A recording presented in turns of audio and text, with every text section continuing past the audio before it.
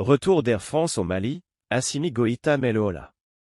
Au lendemain de l'annonce de son retour à Bamako, la compagnie française a dû rétropédaler, faute de droit de vol. Le directeur général de l'ANAC, qui lui avait donné les autorisations, a été limogé.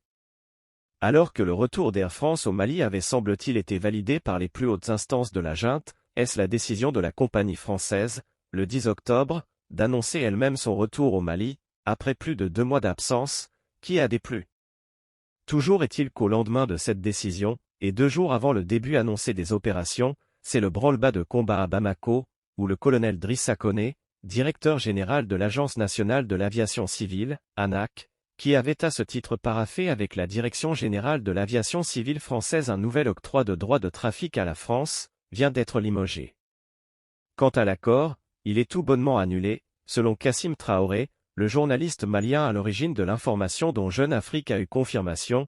La décision a été prise sans consultation de la hiérarchie. Destination toujours classée rouge. Air France avait validé, le 10 octobre, la reprise de ses activités au Mali, à raison de 3 vols par semaine. Elle devait pour cela passer par l'affrètement d'un avion loué avec son équipage à la compagnie portugaise Euro-Atlantic Airways, le pays restant classé en zone rouge par le ministère des Affaires étrangères français.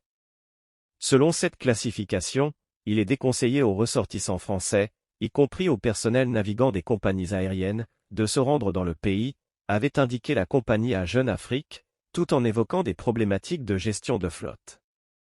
Le ministre des Transports et des Infrastructures malien, qui a pris le relais sur le dossier, a annoncé, le 11 octobre, par voie de communiqué, que l'Autorité aéronautique nationale du Mali examine présentement la demande de reprise des vols formulés par la compagnie aérienne Air France, les vols de la compagnie demeurant suspendus pendant cette procédure d'examen du dossier. Le ministre rappelle que les vols ont été unilatéralement suspendus par la compagnie, sans informer au préalable, de manière convenable, les autorités et les clients, ajoute le communiqué. À la suite des demandes complémentaires des autorités maliennes, la reprise des vols Air France de et vers Bamako est reportée jusqu'à nouvel ordre, indique simplement Air France pour sa part. La compagnie française avait également annoncé travailler en étroite collaboration avec les autorités burkinabées afin de reprendre au plus vite sa desserte vers le Burkina Faso, dont elle a également suspendu la desserte, le 7 août dernier. Sa liaison vers le Niger, elle, reste suspendue jusqu'à nouvel ordre.